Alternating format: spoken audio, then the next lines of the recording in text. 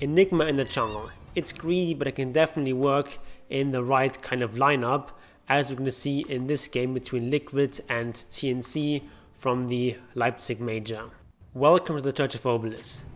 As you can see, this lineup here from TNC has very few stuns. The only one with stuns is this Earthshaker, and as long as you have BKB, you can't interrupt your black hole, so this is an incredibly strong Enigma game, and this is why they picked this hero here. And also notice how they've placed an observer ward here. They've placed it very early with the Quoiqua, and this allowed them to see that the Earthshaker also placed a ward here. So that's one thing that this observer ward does. The other thing is that it protects the jungle, which Enigma will farm in a minute, and it also shows them, it gives them vision when this Omninet is going to go and cut creep waves, which is what he's going to have to do most likely against this Razor lane. So our Enigma hero here has just he's converted this first creep right away when they spawned, and now he's blocking this range creep, and he's also going to eat this. And what he's going to do with those Eidolons is go ahead and block some camps here. He's going to block this camp, he's going to block this camp. This is blocked anyway, but might as well double block it. And now there's no spawns. And Enigma has now picked up some wards here. He's dewarding this camp. He's dewarding up here so that they don't know that they have a ward up here. But unfortunately, Enigma has not been careful enough with this micro, and he's lost one of those Eidolons before it managed to split. That's a little bit bad, but what can you do? Against this camp here, you want to tank a little bit with your hero, but not too much. Unfortunately, he fails to stack here, so he just can finish this one camp here. Enigma started with boots here in this game. It's not because you need boots, it's more because you just want to get mana boots as fast as possible. That's why he started with boots here. And now he's just going to jungle. He's just going to do this camp, and this camp. That's his basic farming route. And you also have to be careful with those Eidolons to not let them die.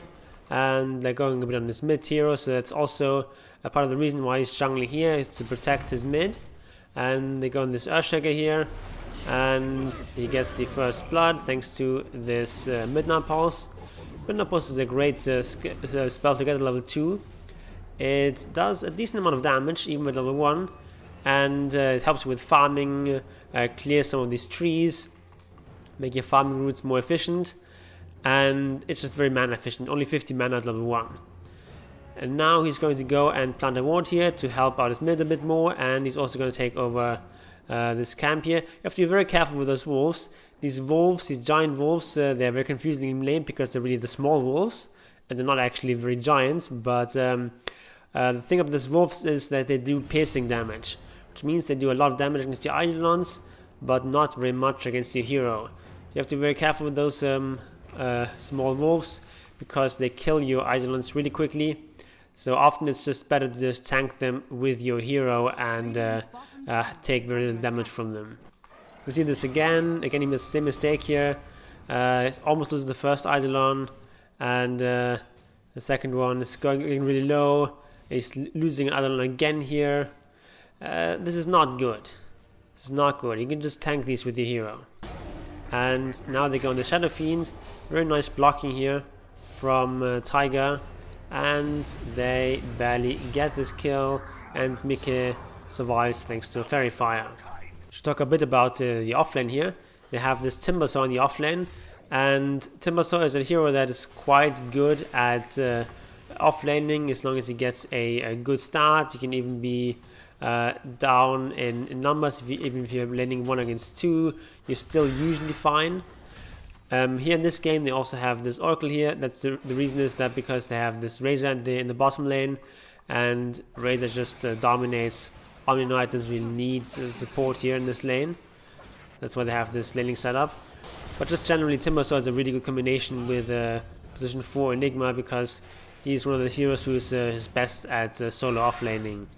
After some more jungling, Enigma has finally finished his Blink Dagger, Usually these days it's very rare for an Enigma to go Blink Dagger as his first item. The reason for that is that you're generally not going to get off very good black holes if you don't have a BKB. So getting Blink Dagger first is kind of pointless. Also it means that you just have this Blink Dagger, and when your black hole is in cooldown you're not really getting much done. Whereas if you get something like a Dominator or a mech, you can contribute a lot more when your black hole is in cooldown. But in this game black hole is just so strong, and it's gonna get a kill here on this Slark, and you would not have gotten this kill without this Blink Dagger. Bit of a replay block here with the trees not dying, but these trees are actually gone. So the great thing about black hole against Slark is that you can't patch it off Dark Pact. Shadow Dance doesn't work against it. Omni Knight's Purge doesn't work against it. The status resistance is irrelevant here. So that's why this black hole is so strong in this game, and this is why we're going to see Taiga just shape his entire build around this black hole.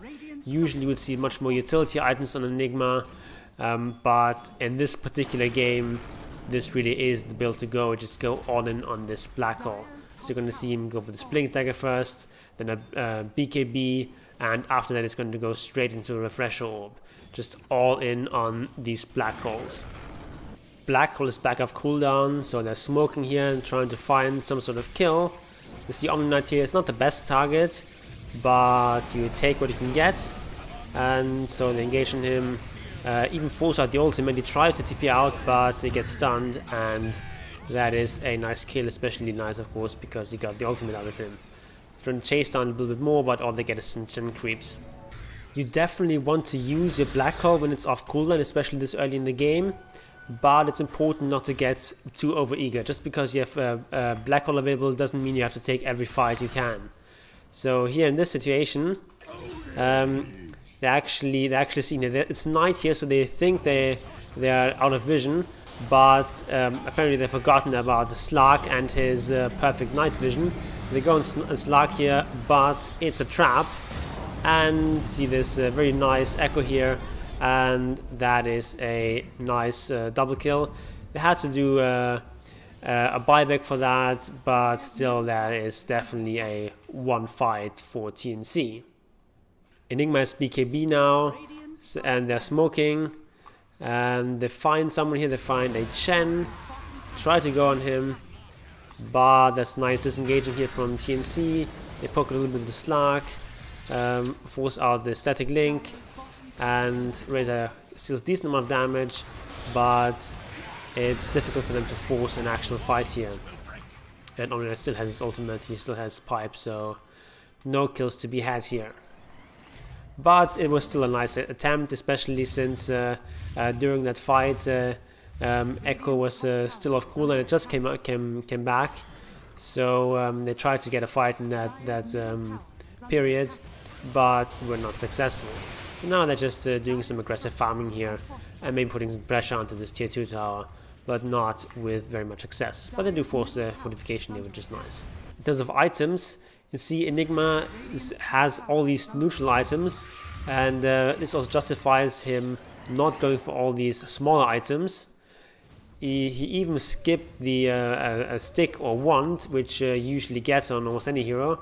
On Enigma, if you're doing a lot of jungling here like Taiga is doing and you're being very greedy, it kind of makes sense to skip the stick here.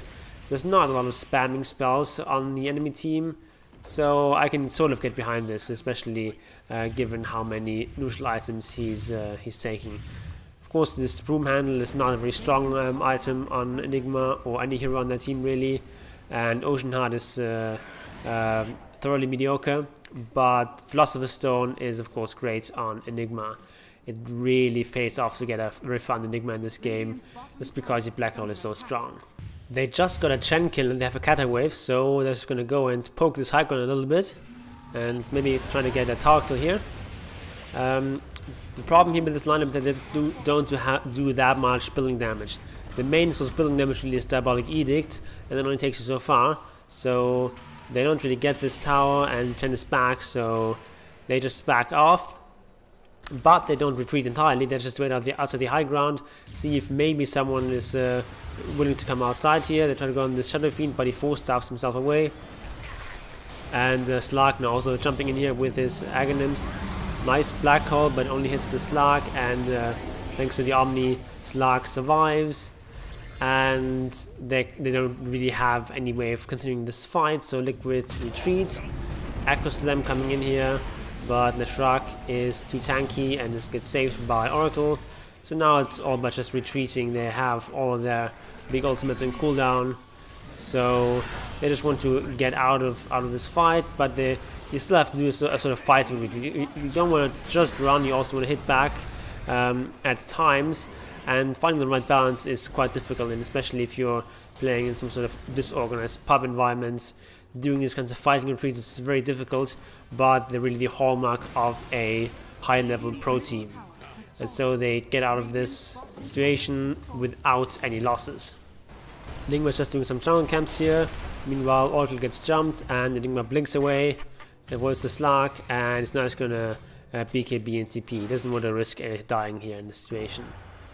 Loses all his Eidolons, which is unfortunate, but he gets away alive. And using a BKB here is completely fine. Black Core isn't cooldown anyway. You know, you're only going to use your BKB for anything more important. Fight breaks out here outside the Roshan pit, and Slark goes on Enigma. That's quite smart, but Enigma manages to disengage. Still has Black Hole in cooldown. No BKB unfortunately because he used it earlier, but thanks to Oracle he gets saved, and in this situation you just hang back a bit and now maybe you can come back again. The thing is just you have to play around your cooldowns. With this kind of build, as long as you don't have Black Hole, you're quite weak. You don't provide any sort of utility items, no aura items. It's all just about that Black Hole and of course your other spells as well. He just tries to position himself here to get some more kills, but all they get is this Chen. But that's good enough for a fight where they didn't have Black Hole. That is indeed a good victory. Right now TNC are not showing, so Liquid know they're either roshing or smoking. They send this courier here to scout Roshan, and they see Roshan is almost dead here, so they have to come here. They TP with Enigma, and it's going to stay out on the outskirts of the fight and try to find a good Black Hole opportunity. And Roshan is almost dead, so they force this, and now you can jump in and secure the Roshan. They get the Aegis on Mikke, and now they can chase here, but they are not careful enough about this Earthshaker. He gets a huge dunk here, and this is not a fight you can really win anymore as Liquid. So it was them getting a bit overeager here. If you use your Black Hole to kill someone and then he buys back, you really have to back out. So this fight is not going too well here. We see a buyback from Quaquaw, trying to secure the Disco Pony. Leshrac does survive here thanks to this buyback from Quaquaw, and this fight doesn't end a complete disaster for Liquid, but still it's a huge gold lead here. But they go in here again, trying to go in Quaquaw again, and Enigma has buyback available, but doesn't want to buyback here because his Black Hole is in cooldown anyway. And so they find Mikke here, and now this fight has turned into a complete disaster.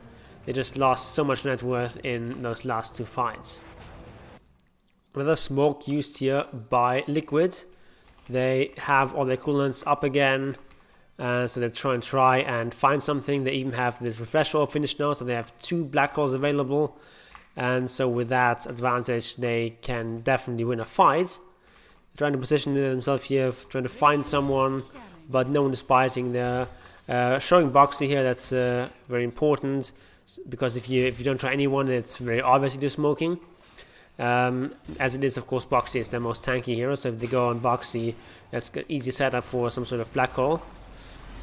And they do find someone here now. Black Hole on Slark, but he gets saved by the Omni, so you have to use second Black Hole just to kill the Slark. They do kill him, but now they've blown all their powder, so now they have to win this fight the regular way, but they do get 2 kills, and very importantly, the kill on Slark was a dieback. Chen is forced to buy back here, They don't have buyback on Slag. Still 3 minutes away. That's why they can start sieging here. But as I mentioned earlier, the problem with Liquid's lineup is they don't have a lot of building damage here. All they really have is the Diabolic Edict and Razor's right clicks. And of course, Demonic Conversion has a lot of building damage, but it doesn't work if the enemy is still defending. Right now, their bottom wave is being pushed in, so they just abandon this high ground attempt and just go and farm the map, push out the waves. They didn't have very much time left there, and by the time those catapults arrived, Slag would have been almost back.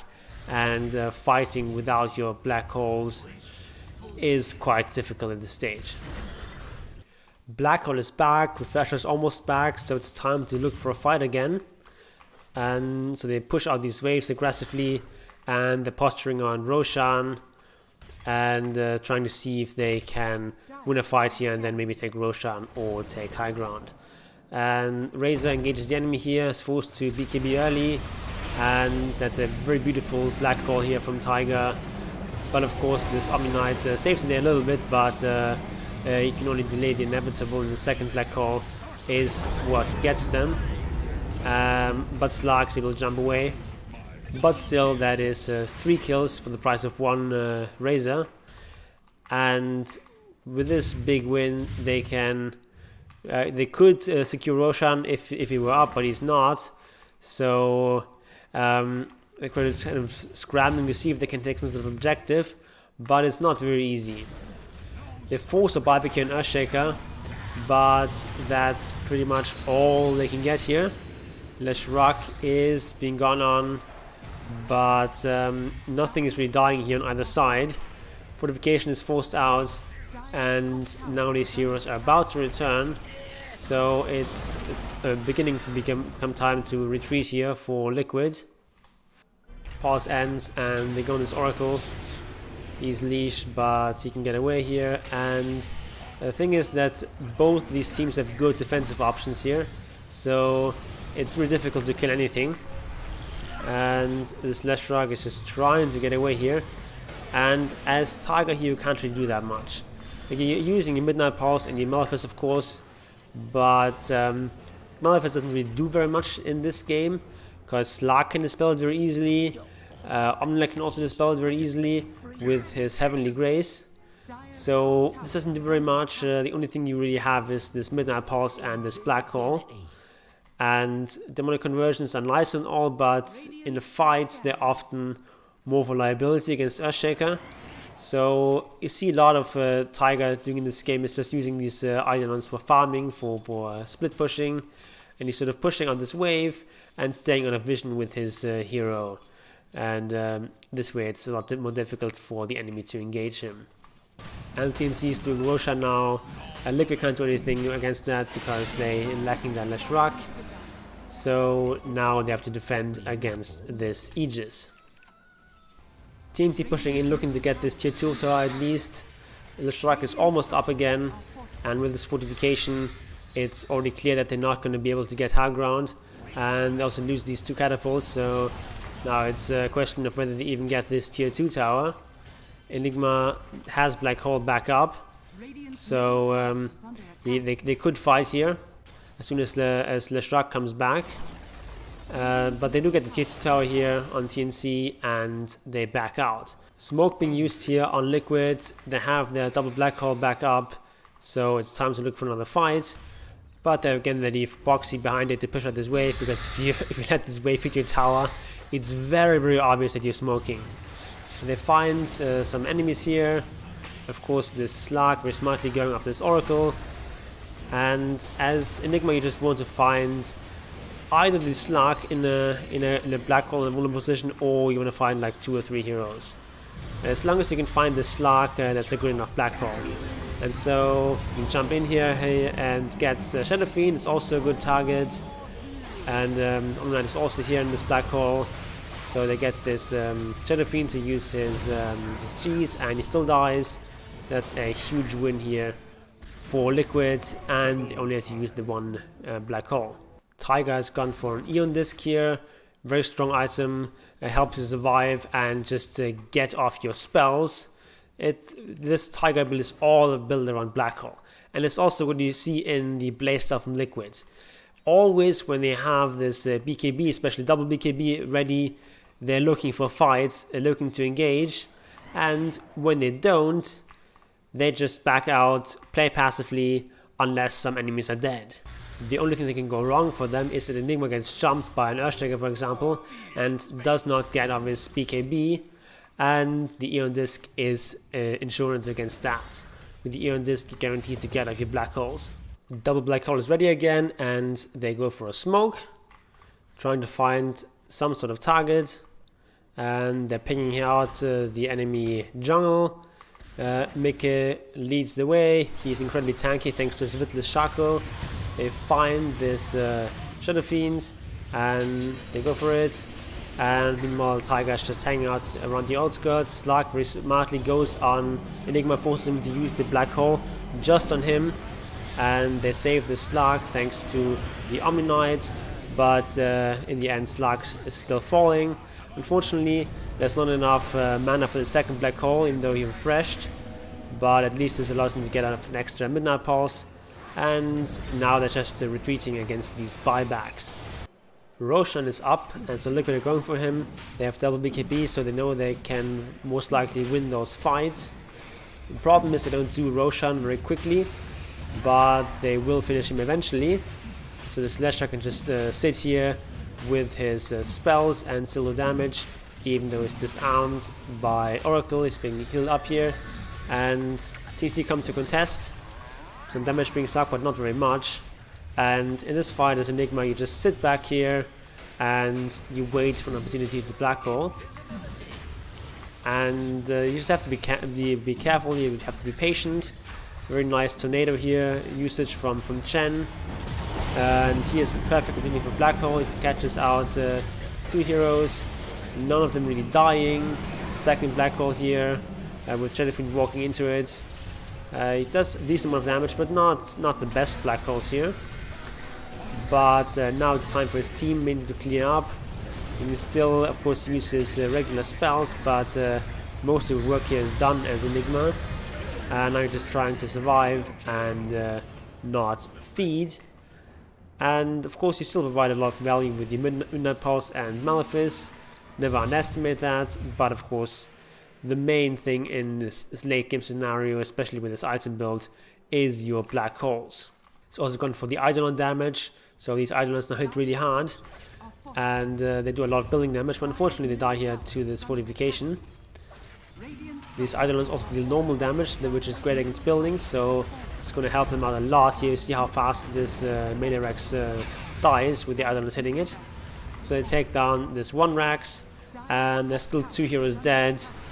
There are no buybacks available, and so they go on the Shadowfiend here, and Shadowfiend dies.